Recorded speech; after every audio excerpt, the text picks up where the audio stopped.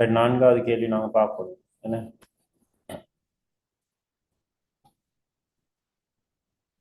நாலாவது கேள்வி பார்ப்போம்.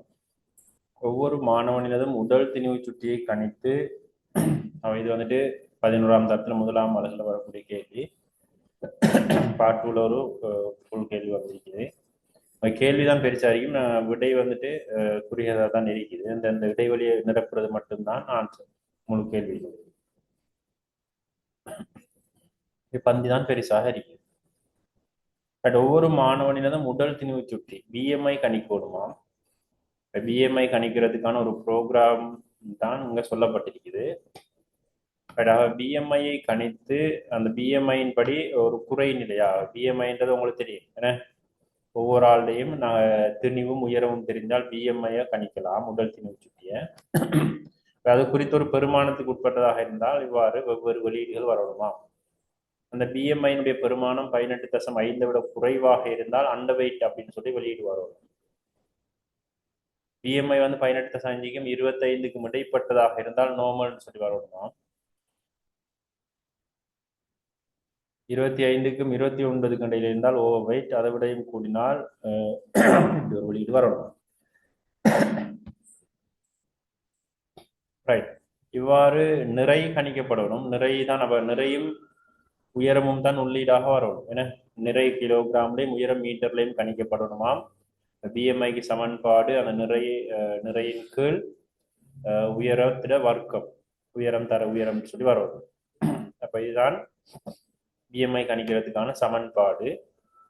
90 கிலோகிராம் நிறையும் 2 மீட்டர் முறையுடைய பிஎம்ஐ அப்ப 90 கீழ் 2 வர்க்கம் வரும். அவை 90 கீழ் 4 22.5 தான் பிஎம்ஐ.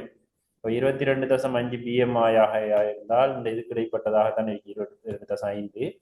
ஆகவே அவர் பிஎம்ஐ வந்துட்டு நார்மல், அவை சாதாரணமான பிஎம்ஐயாக இருக்கு. அதோட குறைஞ்சாதான் அவருக்கு அண்டர் வெயிட், அதாவது நிறை குறைவு அப்படின்னு சொல்லி வரும். 25 கூட பிஎம்ஐ இருந்துச்சுனால் அது வந்து நிறை கூட அப்படின்னு சொல்றது வரும், ஓவர் வெயிட் அப்படின்னு சொல்லி வரும். பாடசாலையில் உள்ள 400 மாணவர்களின் நிறை நிலைமையை காணுவாங்க. 400 மாணவர்களுக்கும் பிஎம்ஐ கணிச்சு இப்படி ஒரு வெளியீடு வரும். அவை லூப் எத்தனை தடவை ரன் பண்ணணும்? லூப் எத்தனை தடவை நாங்கள் ரன் பண்ணணும்?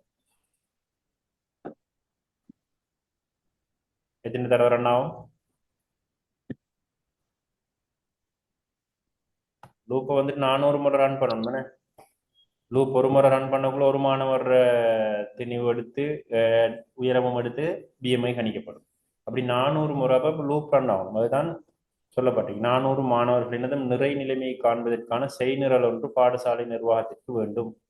இச்செய்நிரலில் ஒவ்வொரு மாணவனினதும் பெயர் எடுக்கப்படுது. பெயர் ஒரு உள்ளீடு, வகுப்பு ஒரு உள்ளீடாக கொடுக்கப்படுவது, கிலோகிராமிலான நிறை வந்துட்டு உள்ளீடாக கொடுக்கப்படுது, அடுத்து உயரம் உள்ளீடாக கொடுக்கப்படுது. அப்ப இதெல்லாம் அந்த செய்நிரல் அந்த ப்ரோக்ராமுக்கு உள்ளீடாக கொடுக்கப்படுகிற விஷயம். அவ 4 உள்ளீடுகள் வழங்கப்படுது. பெயர் வகுப்பு பெயர் வகுப்பு கொடுக்கப்படுது உள்ளீடாக. சமன்பாட்டில் எங்களுக்கு கணிக்கிறதுக்கு நிறைய உயரமும் தேவைப்படும்.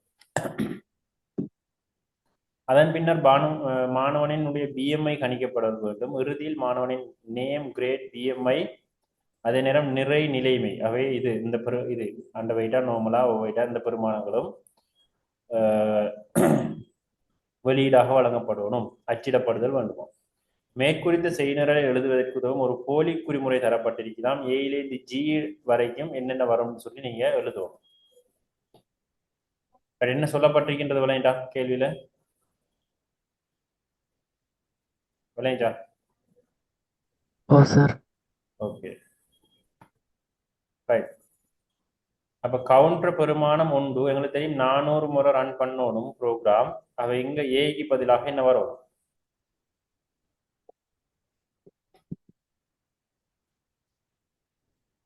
இங்க வயல்ன்றது லூப் தானே, மீள் செயலுக்கு தான் நாங்க வயல் பாய்ப்போம். 400 போட்டால் எத்தனை முறை ரன் ஆகும்? 401 முறை. 400 போட்டால் லூப் எத்தனை முறை ரன் ஆகும்? 1ல இருந்து 399 வரைக்கும் தானே. 401 போடணும். 401 தான் போடணும். இங்க அப்ப நாங்க போடணும் 401. கவுண்டர் பெருமானம் 401 குறைவாக, அப்பதான் 400ஐயும் எடுக்கும். அவை ஒன்று போகும் 400 போகும் அப்போ 400 முறை உட்காண்ட் ஆகும் அல்லது இவற்றில் சமனை போட்டு 400 கொடுக்கவும் வரும் சிறிது அல்லது சமன் 400 அப்போ சமன் 400 கொடுக்கவும் வரும் சமன் போடாட்டி 401 கொடுக்கணும் சமன் போட்டால் 400 வரும் இது கிளியரா oh sir okay right name grade weight height இதெல்லாம் என்னது உள்ளிடணும். உள்ளீடு உள்ளீட்டுக்கு நாங்க பயன்படுத்துற சூடோ கோட்ல என்ன கீவேர்ட் பயன்படுத்தலாம் கெட் ரெடி. get கெட் பயன்படுத்தலாம் ரீட் பயன்படுத்தலாம் அல்லது இன்புட் கீவேர்டை பயன்படுத்தவும் மேலும் கெட் ரீட் இன்புட் என்ன இதுல ஏதாவது ஒன்று நீங்க இதுல பிக்கு பதிலாக எழுதலாம் உள்ளீட்டுக்கான ஒரு கீவேர்ட் சரிதானே ரைட் உள்ளீடு கணிக்கப்பட்டால் உள்ளீடு கொடுக்கப்பட்டால் நாங்க பிஎம்ஐ இங்க வெளியீடாக அடுத்த வெளியீடு கொடுக்கப்படுது அவுட்புட் வந்து கொடுக்கப்படுவது பேரும் கிரேடும் பிஎம்ஐ பிஎம்ஐ வெளியீடாக வரணுமா இருந்தால் பிஎம்ஐ கணிக்கப்படணுமா கணிக்கப்படக்கூடாதா கணிக்கப்படணும் என்ன அப்ப சீல என்ன நடக்கும் சீல அப்ப பிஎம்ஐ கணிக்கப்படணும் என்ன அது முறை வழியாக்கம் தான் நடக்குது முறை வழியாக்கத்துக்கு நீங்க என்ன கீவேர்ட் பயன்படுத்தலாம் process பயன்படுத்தலாம் கால்குலேட் பயன்படுத்தலாம் சரிதானே ப்ரோசஸ் அல்லது நாங்க கால்குலேட் பயன்படுத்துவோம் ரைட் கால்குலேட் நான் கொடுக்குறேன் அதை கால்குலேட் எதை கால்குலேட் பண்ண போறோம் பிஎம்ஐ எதான் கால்குலேட் பண்ண போறோம் என்ன கால்குலேட் பிஎம்ஐ ஈக்குவல் டு பிஎம்ஐக்கு சமன்பாடு என்ன நான் என்ன சொன்னேன் பிஎம்ஐக்கு வெயிட்டை பிரிக்கணும் உயரம் தர உயரத்தால இங்க என்ன வரும் வெயிட் இதை நாங்கள் உள்ளீடாக கொடுத்திருக்கிறோம் அவை அந்த வெயிட்டை பிரித்தல் உயரம் தர உயரம் என்ன அவை ஹைட் எழுதணும் ஹைட் தான் நீங்க உள்ளீடு ஹைட் தர ஹைட் 12 நாங்கள் பிரகட் பண்ணிக்கொள்ளலாம் வெயிட்டின் கீழ் ஹைட் தர ஹைட் அது கிளியரா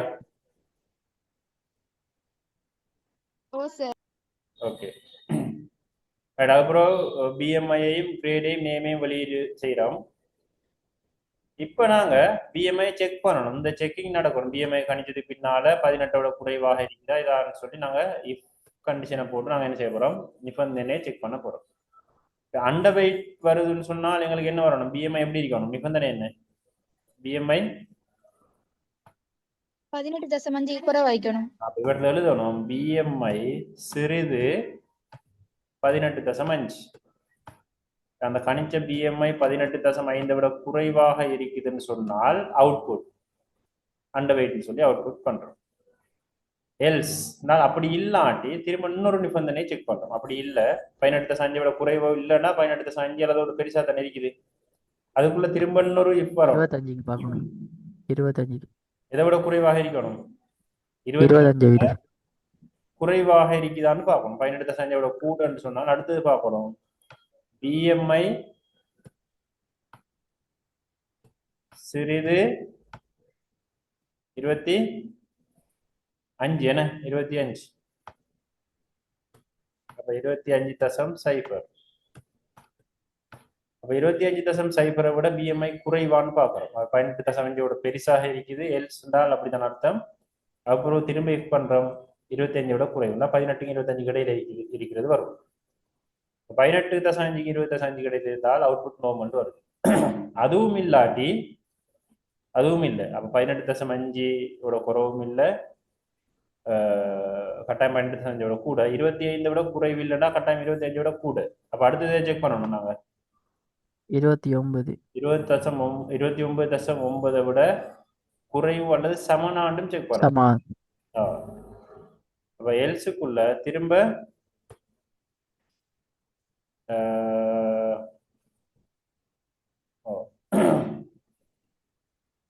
எல்ஸுக்குள்ள எல்ஸாக இருந்தால் அப்ப கட்டாயம் என்ன 18.5 விட குறைவாக இருந்தாலும் இங்க செக் பண்றோம் அப்படி இல்லைன்னா 18.5 விட கூட அப்படின்னா 25 விட குறைவான்னு செக் பண்றோம் அது இல்லாட்டி கட்டாயம் 25 விட கூட தரேன் என்ன எங்க என்ன வரும்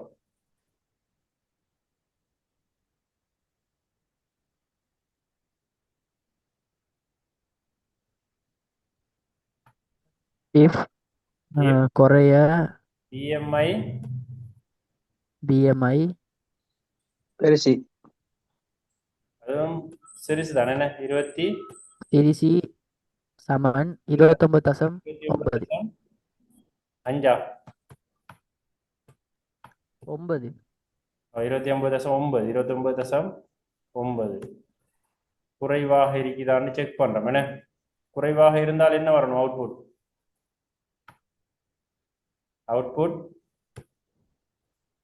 ஓவர் வெயிட்னு வரணும் அப்படித்தானே ஓவர் வெயிட் தானே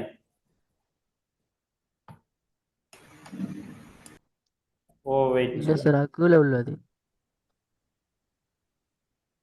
அது 29.9 கூடவாக இருந்தால் தானே எங்க வரும்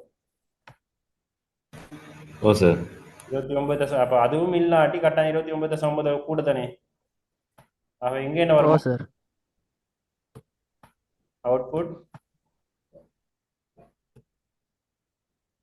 ஆகவும் கீழே உள்ளது வரும் என்ன அதுவும் இல்லாட்டி கட்டாயம் 29.9 கூட ஆகவே அதை அவுட்புட் பண்ணிருந்தால் சரி கிளியர் அது சார் ஓ ஒவ்வொன்றா போடும்போது வந்து அவுட்புட்னு போட்டா போடணும். ஓ நாங்க வந்துட்டு சூடோ கோட்ல வெளியீட்டுக்கு வந்துட்டு கீவேர்ட் பாவிக்கணும் ஏன்னா வெளியீடு தான்றதுக்கு அவுட்புட் பாவிக்கலாம் அல்லது வந்துட்டு நீங்க டிஸ்பிளேன்றதை பாவிக்கலாம் அல்லது ஷோ பாவிக்கலாம் அல்லது பிரிண்ட்டை பாவிக்கவும் எதுவும் பிரச்சனை இல்லை இந்த கீவேர்ட்ஸ் வந்து வெளியீட்டுக்கு நாங்கள் பாவிக்கணும் உள்ளீட்டுக்குள்ள நாங்கள் கொடுக்கணும் இன்புட் கெட் அல்லது ரீட்ன்ற கீவேர்ட்ஸை பாவிக்கலாம் வெளியீட்டுக்கு நாங்கள் அவுட்புட் பாவிக்கலாம் அல்லது ஷோன்னு பாவிக்கலாம் அல்லது டிஸ்பிளேன்ற கீவேர்டை பாவிக்கலாம் அல்லது பிரிண்ட் பாவிச்சாலும் பிழை இல்லை கிளியரா ஓ சார்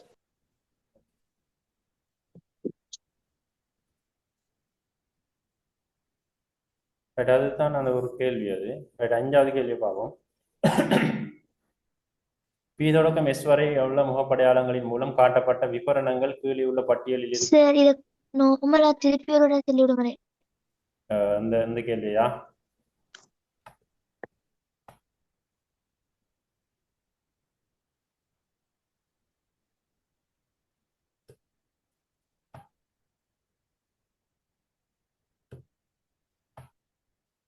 ரைட் இதுல என்ன சொல்லப்பட்டிருக்குன்னு சொன்னால் பிஎம்ஐ கணித்தலுக்கான ஒரு ப்ரோக்ராம் தான் சொல்லப்பட்டிருக்கு பிஎம்ஐன்றது உங்களுக்கு தெரியும் ஓ சார் உடல் திணிவு சுட்டியை கணிக்கிறது உடல் திணிவு சுட்டின்றது எங்களோட நிறைய வந்துட்டு உயரத்தின் வர்க்கத்தால பிரித்தால் பிஎம்ஐ வந்து வரும் என்ன சிறிய பிள்ளைகளுக்கெல்லாம் காணுவாங்க சின்னத்துலேருந்து காணுவாங்க அப்போ பிஎம்ஐ அதான் நிறை குறைவு எல்லாம் பார்க்கறது என்ன அவ சரி அவங்களோட கார்டில் எல்லாம் அப்போ இந்த பிஎம்ஐ தான் குறிக்கப்பட்டிருக்கும் ஆகவே ஒவ்வொரு என்ன எங்களோட பிஎம்ஐ வந்து நார்மலில் வச்சுக்கொள்ளணும் நான் அப்போ அவங்களோட பிஎம்ஐ வந்து 18.5க்கும் 25 அடைஞ்சால் தான் ஒரு சாதாரண மனிதர் பிஎம்ஐ அப்படி தான் இருக்கும் அதை விட குறைந்தால் வந்துட்டு அண்டர் வெயிட்டாக இருக்கும் கூடினால் ஓவர் வெயிட் அதோடையும் கூடுவாக இருந்தால் இனி அதை சொல்லலை ஏன்னா அதை கொழுமைன்னு சொல்லிக்கலாம் ரைட் இப்போ இப்படித்தான் கணிக்கப்படும் பிஎம்ஐ கணிக்கணுமாக இருந்தால் உள்ளீடு எடுக்கணுமாம் உள்ளீடு என்னென்ன கொடுக்கப்படுதுன்னு சொல்லி பார்த்தீங்கன்னு சொன்னால் நேம் கிரேட் வெயிட் ஹைட் வெயிட்டும் ஹைட்டும் கட்டாயம் கொடுக்கத்தானே வேணும் அதோட நேமும் கிரேடும் வந்துட்டு உள்ளீடாகவும் கொடுக்கப்படுதுன்னு பந்திலங்கள் சொல்லப்பட்டிருக்கு உள்ளீட்டுக்கு நாங்கள் பயன்படுத்துகிற கீவேர்டு வந்துட்டு இன்புட்ன்ற கீவேர்டு பயன்படுத்தலாம் அல்லது வந்துட்டு கெட் பாருங்க எப்பயும் 10 மணி ஆகுற கிளாஸ் இங்க நான் இப்ப கிளாஸ்க்கு வரேன்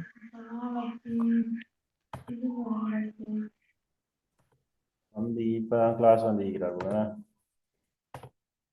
கெட் பயன்படுத்தலாம் அடுத்தது வந்துட்டு ரீட் பயன்படுத்தலாம் இதுதான் உள்ளீட்டுக்கான கீவேர்டு வெளியீட்டுக்கு நாங்கள் பயன்படுத்துகிற கீவேர்ட்ஸ் வந்துட்டு அவுட்புட் ஒன்று பயன்படுத்தலாம் அடுத்தது ஷோன்னு ஒன்று பயன்படுத்தலாம் அவுட்புட்டை நாங்கள் காட்டுறதுக்கு ஷோன்னு ஒரு கீவேர்ட் பயன்படுத்தலாம் அல்லது வந்து டிஸ்பிளேன்னு ஒரு கீவேர்ட் பயன்படுத்தலாம் பிரிண்ட்டும் பயன்படுத்த இயலும் இது மூணும் பொதுவாக பயன்படுத்தப்படுறது சூடோகோட்ல நாங்கள் இந்த கீவேர்ட்ஸ் பயன்படுத்தணும் அடுத்த முறை வழியாக்கத்தை நாங்கள் காட்டுவதாக இருந்தால் ப்ரொசஸ்ன்ற கீவேர்ட் பயன்படுத்தலாம் என்ன ப்ரொசஸ் அல்லது வந்துட்டு கல்குலேட்ன்றதை பயன்படுத்தவும் மேலும்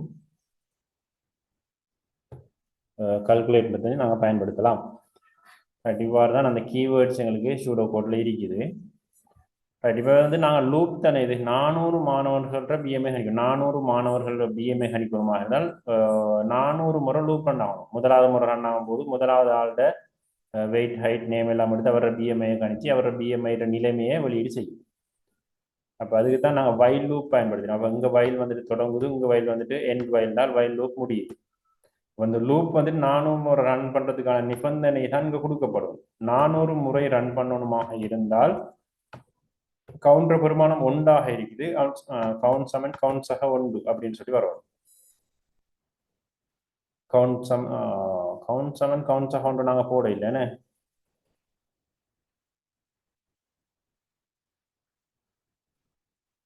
இங்க வர வேண்டியது அப்ப கவுண்ட் சமன் கவுண்ட் சக 1 வரணும். மேலுக்கு தான் மற்றது எல்லாமே வர வேண்டி வரும். நான் பிட விட்டோம் என்ன. இங்க வந்துட்டு கவுண்ட் சமன் கவுண்ட் சக 1 தானே வரணும். இஃப் எல்லாம் முடிய சரியா?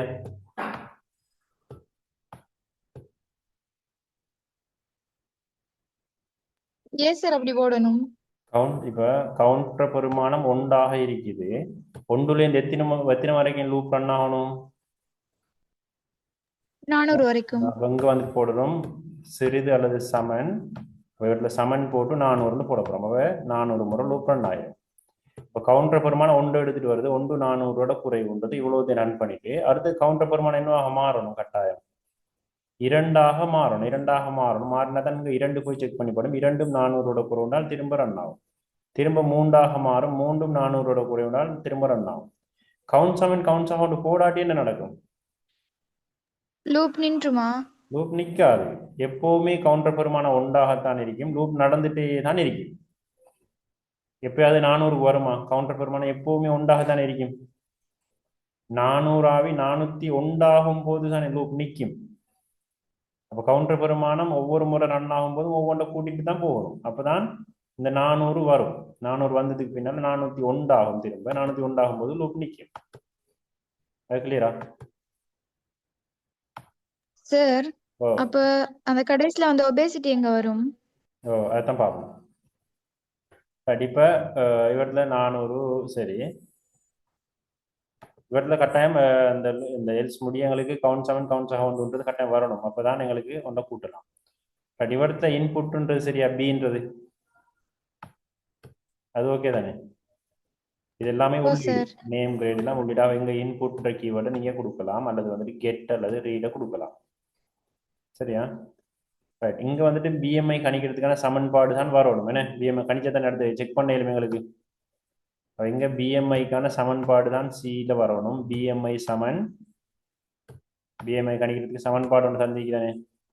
ஆகவே இந்த வெயிட்டை நான் இன்புட்டாக கொடுத்த வெயிட் இருக்கு தானே, அதை வந்துட்டு பிரிக்கணுமாம் ஹைட்ட வர்க்கத்தால். அப்போ ஹைட் தர ஹைட்னு வரும். இதை நாங்கள் ப்ரொகட் பண்ணிக்கொள்ளணும். என்றால் வெயிட்டை பிரிக்க போகிறோம் இதில் வரபடியால. இது ஓகேயா? இவ்வளோ sir. Right. Output under weight வரணுமாக இருந்தால் அவுட்புட் அண்டர் வெயிட் வருதுங்க தானே.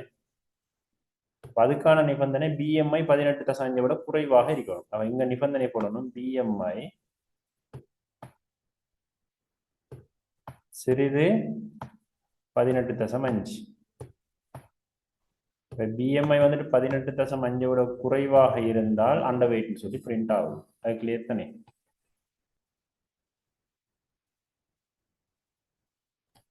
ஓ சார். சரி. அப்படி எல்ஸாக இருந்தால் எல்ஸ் நான் என்ன அர்த்தம்னு சொன்னால் அவ இதுக்குள்ள போகல. அவ 18.5 விட கட்டாயம் கூட சமன் அல்லது கூடவாக இருக்குது. அப்படி இருக்கிற சந்தர்ப்பத்தில் இன்னொரு இஃப் பாவிக்கிறாங்க. இஃப் பாவிச்சு நிபந்தனை கொடுத்து நார்மல்னு சொல்றாங்க. அப்போ நார்மலாக இருக்கும் எப்பென்றால் 18.5 விட கூட தானே. 18.5க்கு எல்ஸ் தானே இது. கட்டாயம் 25 விடையும் குறைவாக இருந்தால் 18.5 விட கூட ஆனால் 25 விட குறைவாக இருந்தால் தான் பிஎம்ஐ நார்மல்னு சொல்லி எங்களுக்கு பிரிண்ட் ஆகணும். இங்க வரணும் பிஎம்ஐ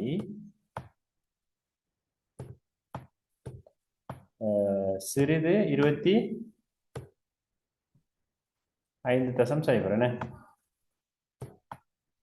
25.0 அதோட குறைவாக இருந்தால் நார்மல்னு சொல்லி வருது. பட் அதுவும் இல்லை, எல்ஸாக இருந்தால் அப்ப இன்னொரு இஃப் பாவிக்கணும் நம்ம இவற்றில். இன்னொரு இஃப் பாவி. சார் ஓ அந்த பிஎம்ஐ 25க்கு ம் குறைக்கணும்னு 25க்கு சொன்னேன். ஓ 25க்கு நார்மலுக்கு மேல ஓ என்னோட நார்மலுக்கு சொன்னீங்க. மேல 18.5 விட குறைவாக இருக்குது. 18.5 விட குறைவாக இருந்தால் அண்டர் வெயிட். சரிதானே? இப்ப எல்ஸ் எப்ப நடக்கும்? தேவையில்லையா? வழங்க இல்ல, என்ன சொன்னீங்க? இந்த 1க்கு 18.5 விட கூடி ஐக்கணும் போட தேவையில்லையா? எவ்வளத்த இங்கயா டீலையா? இல்ல இந்த எல்ஸுக்கு கீழே உள்ள பிஎம்ஐக்கு. இல்ல போட தேவையில்லை. என்றால் பி இஃப் பிஎம்ஐ 18.5 விட குறைவான்னு செக் பண்றோம் இந்த இஃப்ல. அவ இந்த எல்ஸ் இந்த இஃபினுடைய எல்ஸ் தானே இது. அப்ப எல்ஸ்னால் என்ன அர்த்தம் என்றால் 18.5 விட குறைவு இல்லாட்டி தான் எல்ஸுக்குள்ள போகும். சரி சார். 18.5 விட குறைவு இல்லாட்டித்தான் எல்ஸுக்குள்ள போகுது. அப்ப 18.5 விட குறைவு இல்லை என்றால் என்ன அர்த்தம் என்றால் 18.5 இருக்குது அல்லது 18.5 விட கூடவாக இருக்குதுன்னு தான் அர்த்தம். அதாவது 30 இருந்தாலும் எல்ஸுக்குள்ள தான் போகும். ஏன்னா 18.5 விட குறைவு இஃபுக்குள்ள போகவில்லை தானே. 30 இருந்தாலும் எல்ஸுக்குள்ள தான் போகும். அப்படி வார பெருமானத்துல அந்த வார பெருமானம் 18.5 அல்லது 18.5 விட கூடவாக வார பெருமானம் 25 குறைவாக இருக்குதுன்னு சொல்லி செக் பண்றோம். அப்ப 25 குறைவாக இருக்குது என்றால் இதுல என்ன அர்த்தம் நான் சொல்றேன்? 18.5 அல்லது 18.5 கூடவாகவும் இருக்குது, 25 குறைவாகவும் இருக்குதுன்னு தான் இதை செக் பண்ணி படுவோம். கிளியரா அது போடுறது? ஓகேயா? நான் இதே மாதிரி இஃப்குள்ள போடல, அது பெருசாகவும் இருக்கு சிறிதாகவும் இருக்குன்னு இப்படி போடல ஒரே அடியா. இல்லைண்டா? அதுதான் நாங்க நெஸ்டட் இஃப் பாவிக்கிறோம். ஒரு இஃப் பாவிச்சு எல்ஸுக்குள்ள அடுத்த இஃப் பாவிக்கிறோம். இஃப்ல இதை மட்டும் போட்டால் என்ன அர்த்தம்னா இதுக்கு ரெண்டு இடையில இருக்குதுன்னு அர்த்தம். எவ்வளவுதா? ஓ சார். ரைட். அப்ப நார்மலாக இருக்கு. 25 குறைவாக இருந்தால் நார்மலாக இருக்குது. இப்ப இதுல எல்ஸ் தானே இது. இதுல எல்ஸாக இருந்தால் என்ன அர்த்தம் என்றால் 25 குறைவில்லை. அப்ப கட்டாயம் 25 அல்லது 25 கூடவாக இருந்தால் தான் இந்த எல்ஸுக்குள்ள வரும். அப்படி கூடவாக இருக்கக்குள்ள நாங்க இவற்றில் இன்னொரு இஃப் பாவிக்கணும். இவற்றை என்ன இன்னொரு இஃப் பாவிச்சு என்ன போடணும்? பிஎம்ஐ பெருமானம் பிஎம்ஐ சிறிது அல்லது சமன் 29.5 போட போறோம். அப்படித்தானே? சிறிது அல்லது சமன் 29.5 இருந்தால் அவுட்புட் என்ன போடணும்? அவுட்புட் ஓவர் வெயிட் போடணும். Output over weight. திரும்ப அதுக்கு ஒரு எல்ஸ் வரும். இன்னொரு எல்ஸ் நம்ம இதுக்குள்ளேயே போடணும். அப்ப இதுல எல்ஸ் நான் என்ன அர்த்தம்? 29.5 அல்லது குறைவில் 29.9 விட என்ன கட்டாயம் கூட. அப்படித்தானே? இந்த இஃப் எல்ஸ்னால் அர்த்தம் கட்டாயம் 29.9 விட கூடன்னு தானே அர்த்தம். கூடவாக இருந்தால் நிபந்தனை போட தேவையில்லை. அப்ப கட்டாயம் இதுல எல்ஸ் என்ன அர்த்தம்னா 29.9 கூட. அப்ப எல்ஸ் ஆக இருந்தால் அவுட்புட் என்னது? அவுட்புட் ஒபேஸ்டு வரும். அப்ப இவருக்கு அவுட்புட் ஒபேஸ்டு சொல்லி எழுதணும். எஃப்க்கு சரி இவ்வளவு எழுதணும். எஃப்க்கு இதெல்லாம் எழுதணுமா? எஃப்க்கு இவ்வளவு எழுதணும்.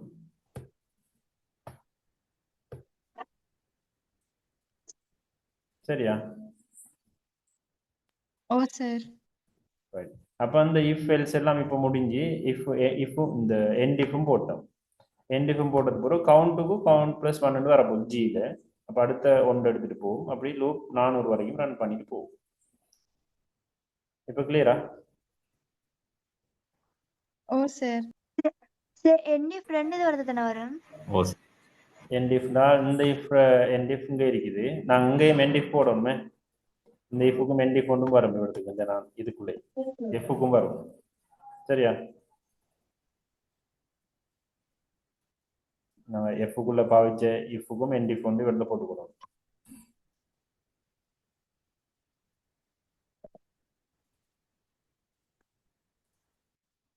ஐந்தாவது போமா அப்ப ஓ சார் போம். ரைட். இப்போ பி தொடக்கம் எஸ் வரை உள்ள முகப்படையாளங்களின் மூலம் காட்டப்பட்ட விவரணை கீழே உள்ள பட்டியலிற்கும் சரியான பதங்களுடன் பொருத்தமாகட்டாம். முகப்படையாளம் பதம் எழுதினால் விட போதுமாம். அப்போ பீண்டு போட்டுட்டு என்ன பிக்கு பிக்கு டிஎன்எஸ் வருமா, மின்னஞ்சல் முகவரி வருமா, எஸ்டிடிக்கு வருமான்னு எழுதினால் சரி. இப்போ டிஎன்எஸ் கேள்விப்பட்டீங்கன்னா டிஎன்எஸ்னால் என்ன? டொமைன் நேம் சேவர். டொமைன் நேம் சேவர். அவரோட தொழிற்பாடு என்ன? URL IP முகவரியாகவும் IP முகவரியை URL ஆகவும் மாற்றும். URL IP முகவரியா மாற்றும், IP முகவரியை URL மாற்றும், அல்லது ஆள்கள பேர் IP முகவரியா மாற்றும், IP முகவரியை ஆள்கள பேராக மாற்றலாம். சரிதானே? ரைட். மின்னஞ்சல் முகவரி உங்களுக்கு தெரியும், இமெயில் அட்ரஸ். அடுத்தது HTTPன்றது தெரியுமா? HTTP விரிவு என்ன? Hypertext Transfer Protocol. Hypertext Transfer Protocol. Protocol. அவரோட தொழில் என்ன? HTML ஆவணத்தை பயிர்வு. HTML ஆவணங்களின் பரிமாற்றம். HTML ஆவணம் இல்லாட்டி வலைத்தளங்களின் பரிமாற்றம் சொல்லுவோம். IP முகவரி உங்களுக்கு தெரியும். IP முகவரி என்றது என்ன? IP முகவரி என்றால் இன்டர்நெட் வந்து கம்ப்யூட்டர் தனித்துவமாக ஒவ்வொரு கணனியையும் வலையமைப்புல தனித்துவமாக இனங்காண்பதற்கான ஒரு முகவரி தான் IP முகவரி. IP முகவரி என்ன எண்முறை மேல் எழுதப்படும்னால் பதின்ம எண்முறை மேல் எழுதப்படும். அடிப்படையில் நம்ம பொதுவாக எழுதுவோம், பதின்ம எண்முறையில தான் எழுதுவோம். எத்தனை பிரிவுகள் காணப்படும்? 4 பிரிவுகள் காணப்படும். ஒவ்வொரு பிரிவுரையும் வீச்சு என்னவாக இருக்கும்? 0 தொடக்கம் 255. 0 தொடக்கம் 255 இருக்கும் ஒவ்வொரு பிரிவும். சரிதானே? இப்படி 4 பிரிவுகள் கொண்டதாக இருக்கும் IP முகவரி. யார் இந்த IP முகவரியை வழங்குறது? IP முகவரியை கணனி ISP, இன்டர்நெட் சர்வீஸ் ப்ரொவைடர்ஸ், இணைய சேவை வழங்குனர்கள். டயலாக் மொபிட்டல் ஹச்ன்னு சொல்றோம், அவங்க தான் IP முகவரியை கணனிகளுக்கு வழங்குறாங்க. SMTP விரிவு Simple Mail Transfer Protocol. தொழில் என்ன? மின்னஞ்சல் பரிமாற்றம். மின்னஞ்சல் பரிமாற்றம். என்ன? URL விரிவு uniform resource locator. Uniform resource locator அதாவது ஒவ்வொரு வலைத்தள பக்கத்தையும் ஒவ்வொரு வலைப்பக்கத்தினுடைய தனித்துவமான முகவரி. ஏன்னா இணையதளத்தில் இருக்கக்கூடிய ஒவ்வொரு வலைப்பக்கத்துக்கும் தனித்துவமான முகவரி ஒன்றையும் அதை தான் நாங்கள் URL சொல்லுவோம். வெப்சைட் அட்ரஸ் இல்லாட்டி வெப் பேஜ் முகவரி. ரைட். இப்போ முதலாவது பீல சொல்லப்பட்டிருக்கிறது என்ன? மின்னஞ்சல் ஊடுகடத்தலுக்கான ஒரு செம்மை நடப்பொழுங்கு. என்ன அப்ப பிக்கு வரும்? Simple Mail Transfer Protocol. SMTP இதுக்கு வரும். சரியா? SMTP. ரைட். Q வந்து இணையத்தினூடாக வலைப்பக்கங்களை ஊடுகடத்துவதற்கு பயன்படுத்தப்படும் செம்மை நடப்பொழுங்கு. செம்மை நடப்பொழுங்குன்றது புரோட்டோகால். என்ன? HTTP. அப்போ HTTP புரோட்டோகால் தான் வெப் பேஜ்களை உருவாக்குறதுக்காக பயன்படுத்தப்படுது. HTML ஆவணங்களின் பரிமாற்றம். வலைப்பக்கம்ன்றது HTML ஆவணங்கள் தான். இணையத்தில் உள்ள சாதனத்திற்கான ஒரு தனித்துவமான இனங்காணி. முகவரி. குறித்த வலைப்பக்கத்தின் முகவரி URL. ஓகே. அடுத்ததும் தரப்பட்டிருக்குது. அப்ப ஏல இது என்ன? இது IP அட்ரஸ். இது ஒரு IP முகவரி. என்ன? அப்ப 2க்கு வரும் A. IP முகவரின்றது A. இது என்ன? B ல என்ன தரப்பட்டிருக்கு? URL. சரிதானே? அப்ப URLன்றது B. இப்ப URL அந்த HTTPSன்றது என்ன?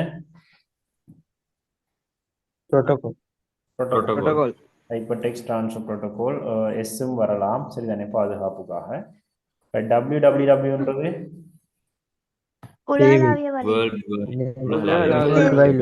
இணையத்தின் சேவை அப்படின்னு சொல்லுவோம். ஏன்னா இணையத்தின் சேவைகள்ல முதன்மையான சேவை தான் உலகளாவிய. examples.comன்றது டொமைன் நேம் பெயர். அதுல .com நாங்க என்னன்னு சொல்லுவோம்? Top level domain. உயர்மட்ட உயர்மட்ட ஆள்களம். என்ன? Top level domain. சரிதானே? அவை யூஆர்எல்லுக்கு பி வரும். ஜாவான்றது என்ன? உயர்மட்ட ஒரு லாங்குவேஜ் உயர்மட்ட மொழி செயலில்லாகும் மொழி ஓ ஒரு மொழி உயர்மட்ட உயர்மட்ட செயல்பாக்க மொழி என்ன? ஜாவான்றது இருக்கு, பைத்தான் இருக்கு, பெஸ்கல் இருக்கு, இதெல்லாம் ஹை லெவல் லாங்குவேஜ். ரைட். உயர்மட்ட மொழியும் தரப்பட்டிருக்காது இல்லை இல்லையே? இங்க தரப்படு. இல்ல ஈன்றது என்ன? இது என்ன? இது மின்னஞ்சல் முகவரி ஒரு மின்னஞ்சல் இமெயில் அட்ரஸ். இமெயில். மின்னஞ்சல் முகவரி. அது தரப்பட்டிருக்கு தானே? மின்னஞ்சல் முகவரி மின்னஞ்சல் முகவரி Process. D. மின்னஞ்சல் முகவரியில கட்டாயம் இருக்க வேண்டிய குறியீடு என்ன? active ஹெட் சைன் இருக்கணும். A. இருக்கணும். ஹெட் சைன் இருக்கணும். ஹெட் சைனுக்கு முன்னுக்கு இருக்கிறது நாங்க சொல்லுவோம்